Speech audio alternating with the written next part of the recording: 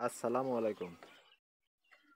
আসলে ধান ক্ষেত পুকুরের ভিতর যে এত সুন্দর ধান হয় আপনারা না দেখলে বিশ্বাস করবেন না।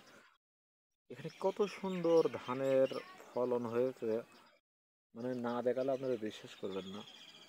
তিনটা ভাগে এখানে বিভক্ত করা হয়েছে ধানটিকে।